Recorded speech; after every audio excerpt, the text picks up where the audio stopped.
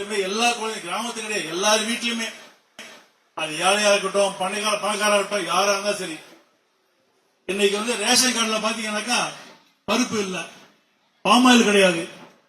Ration கார்டுல போனீங்கன்னாக்கா 2 நாள் 3 நாள் எதுவுமே கிடைக்காது. அந்த நிலைமை தான் இன்னைக்கு இருக்கு. இன்னைக்கு இதெல்லாம் தமிழகத்துடைய முதலமைச்சர் அவருக்கு தெரியுமா தெரியாத எனக்கு கண்டிப்பா தெரியாது. எனக்கு இந்த ஆர்ப்பாட்ட வாயிலாக அவரை தெரிவிச்சுக்கிறோம்.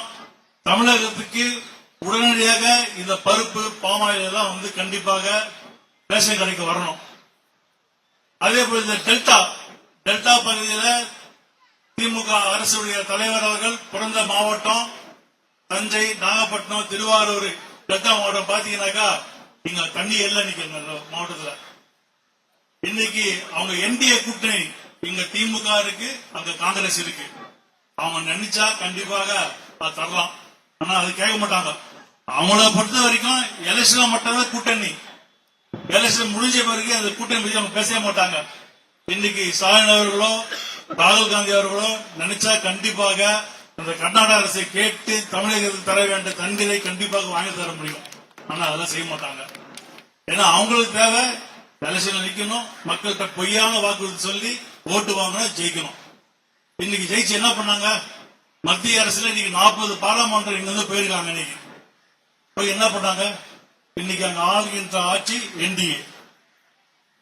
என்டிஏ பாத்தீங்கன்னாக்கா ஆந்திராவுக்கும் பீகாருக்கும் ஒரு நியாயம், தமிழ்நாடு கண்டிக்கவே இல்லாம. அதுக்கு காரணம் இங்க இருக்கின்ற அரசாங்கம், திமுக அரசாங்கம். இவர்கள் கண்டிப்பாக அந்த பாரத பிரதமரை போய் சந்திச்சு தமிழ்நாட்டுக்கு தேவையான கண்டிப்பா கேட்கறது கிடையாது. கேட்டா கொடுப்பாரு அவரு. அவரும் தமிழ்நாடு கண்டிப்பா இல்ல.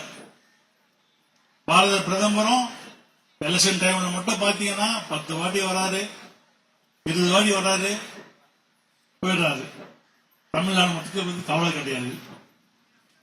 தமிழக மக்களை பத்தி கவலைப்படுகின்ற ஒரே கட்சி தேசிய முற்போக்கு திராவிட கழகம் தான்.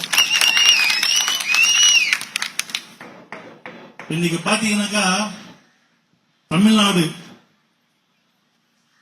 எங்க பார்த்தா கொலை, கற்பழிப்பு, திருடு, கஞ்சா, விஷசாராயம். முன்னாடி பாத்தீங்கன்னாக்கா இந்தியாவிலே சிறந்த மாநிலம் அப்படின்னா தமிழ்நாடு சொல்லுவாங்க.